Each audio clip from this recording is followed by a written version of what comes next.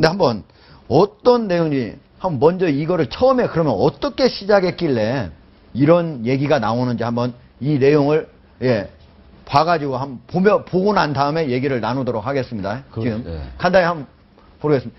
바로 이제 안산까지 이제 30분 이상 기다리니까 나 바꿔달라 한 다음에 이제 얘기를 하는 겁니다. 자, 돌아가겠다. 안산은 못 가니 다른 콜 받겠다.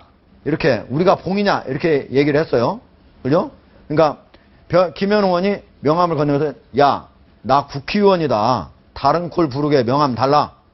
이렇게 얘기를 했습니다. 그러니까 대리기사의 명함을 달라는 얘기죠. 그렇죠. 그죠? 예. 그러니까 대리기사, 국회의원이 뭔데 대리기사가 굽신거려야 하느냐 하고 이제 항의를 한 거죠. 네. 예? 그러니까 옆에 보좌진이 말을 너무 심하게 하는 거 아니냐? 의원님 앞에서 버릇이 없다. 예. 그러니까 대리기사가 국회의원인데 그러면은 대리기사가 굽신거려야 한다는 얘기냐? 어? 그러니까 옆에서 보던 시민이 웃기는 얘기다. 트위터에 올려야 되겠다 하면서 유가족 관계자가 그러니까 너도 국정원 직원 아니냐 하면서 이제 시작이 됐다는데 네. 여기서 바로 김현 의원이 명함을 이제 준 거를 이 시민이 가져가려니까 명함 빼서 하면서 시작이 됐다는 얘기입니다. 그래서 공범 일 수도 있고 방조범 이걸로 처벌을 받아야 된다는데 어떻게 보세요?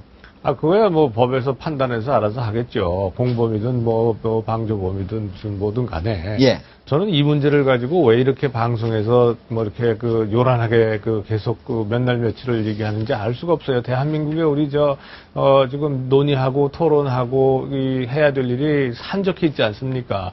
뭐 한마디로 얘기해서 저녁 먹고 술 한잔 하면서 했다가 대리기사 불렀는데 늦게까지 안 나가니까 대리기사가 더 이상 못 기다리겠다고 하다가 옥신각신 하다가 지금 폭행사건 난 거 아니에요. 네. 폭행사건 났으면 그냥 처리하면 되는데 다만 김현 의원이 국회의원으로서 일종의 특권 의식에 젖어 있어서 말하자면 그 대리기사가 사회적 약자인데 거기에 대해서 강압적인 좀 언행을 좀 한 것 같아요. 지금 여기 나와 있습니다만 그러면 그것대로 늘 입으로 우리 국회의원들이 뭐라고 합니까? 정치인들이 모두 다 마찬가지입니다만 국민들에게 봉사하는 직책이라고 하는 거 아니겠어요? 근데 말로는 봉사한다 그러고 말로는 국민을 모신다고 하면서 선거 때는 그러면서 선거만 끝나면 저런단 말이에요. 그래서 이것을 우리가 이거 정치인들 저래서는 안 되겠구나. 저건 기본이 안 돼 있다라고 하는 것을 그냥 우리가 깨닫고 하면 되는 게지. 그리고 나머지 지금 공범이니 뭐니 방조범이니 하는 것들은 법에서 알아서 판단해서 거기에 따른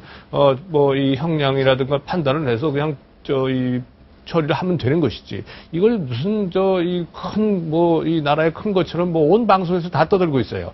네. 저는 그만했으면 좋겠습니다. 네. 근데 일단 홍 교수님 말씀에 100% 공감합니다. 예. 왜 저렇게 김현 의원 사건을 어떤 면에서 볼 때 과도하게 이렇게 많이 얘기를 하는 것 같아요. 네. 일단은 개인적인 시비 충돌입니다. 일단 대리기사와 유가족 그리고 김현 의원도 하나의 개인으로 볼 때 단지 이제 김현 의원이 국회의원이니까 말하는 제 요새 이제 많이 나왔다니까 그거 아닙니까? 내가 누군 줄 아는데 그래 이런 말은 여기서 나와 있지 않습니까? 예. 그런 말들이 국민들에게 대단히 정서적으로 거부감을 주는 거죠.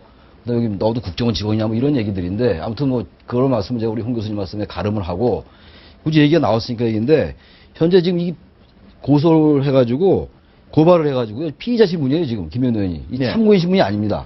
그리고 이게 지금 이제 결과적으로 업무방해 혐의 아마 적용될 것 같은데. 일단 도덕적으로 비난할 수 있다 하더라도 이게 김현 의원이 직접 때린 것 같지는 않아요 아직은. 네. 그리고 일단은 본인이 폭행 안 했다라고 얘기하고 있고 나중에 또 진술이 엇갈리긴 합니다만 그렇기 때문에 결국 이제 업무 방해 혐의 정도가 이제 될 것 같긴 한데 아무튼 김현 의원이 사과를 하긴 했는데 그것도 너무 늦게 했어요. 그리고 문자로만 보냈잖아요. 문자로 보냈고 그래서 사과의 진정성 같은 것들도 사실 느껴지지 않았고 그게 좋은 사실이나 어떤 사회적 이슈가 된 게 분명하잖아요. 그렇다면 야당이 요새 세월호 특별법 가지고도 여야 간에 상당히 옥신각신하고 있는데 이럴 때 하나하나 다 조심해야 되는 거거든요, 야당이. 예. 제가 얘기 나온 김에 하나 말씀드리고 싶은 게 보수가 여러 가지 보수가 있는데 태도 보수라고 있습니다. 그러니까 진보의 어떤 저러한 보수도 마찬가지고 진보도 마찬가지고 이른바 보수 진보를 논하기 좀 까다롭긴 합니다만 근데 진보가 어떤 때 막말도 하고 막 이런 경우가 제법 종종 있었잖아요. 지난 선거 때도 그랬고 이런 것들이 싫어서 보수를 한다는 사람들이 있어요. 이른바 우리가 태도 보수 이렇게 얘기하는데 예. 야당이 여러 가지 정당 지도도 낮잖아요, 지금. 쫓아간 입장이고 거의 바닥이란 말이에요. 그럼 이런 사소한 하나하나 다 조심해야 되는데 저런 사소한 게 지금 말씀하신 것처럼 아무것도 아닌 걸 수 있는데 또 언론에 의해서 이렇게 회자가 되잖아요. 예. 세월호 민심에도 영향을 주는 거고. 그러니까 이런 것들이 아주 안타깝다는 거죠. 이런 사안들이 사실은 형사 사건으로 친다면 상당히 자그마한 사건에 불과한데 결국은 우리의 사회지도층의 대표라고 할 수 있는 그렇죠, 예. 국회의원이 아주 대리기사를 낮게 보고 그리고 얕잡아 보고 얘기하는 그런 태도들을 보이고 하면서 국민들의 관심이 그렇죠. 증폭되고 그러다 보니까 언론이 보도가 집중적으로 되고 이제 조명하는 거 아닌가 네, 맞습니다. 이런 생각이 드는데 제가 기본이 안 돼 있다고 그랬잖아요. 그러니까 네. 기본이 안 돼 있는 거니까 그냥 그렇죠. 그렇게 우리가 생각하고 알아서 저 법에서 처벌하면 되는 겁니다. 알겠습니다. 그 얘기 나왔으니까 그 예. 얘기인데요. 예. 일단 뭐 우리 사회에 좀 이 이른바 가진 자들, 좀 높은 사람들 이른바 위에 있는 분들 그런 분들이 암묵적으로 우리 사회가 다 그런 건 물론 아닌데 지금 말씀하신 것처럼 이렇게 자신들도 모르게 아래로 보는 게 좀 깔려 있는 점이 있어요. 그렇죠. 그런 것들 우리 사회 전체의 문제고 문화의 문제이기도 하고 구조의 문제이기도 하거든요. 그래서 이런 사건 때 그런 것들이 좀 어떻게 캠페인을 하든가 좀 이런 데서 바뀌어 나가지고 여야 마찬가지거든요. 예. 이런 것들은 비판받아 마땅하죠. 예. 네.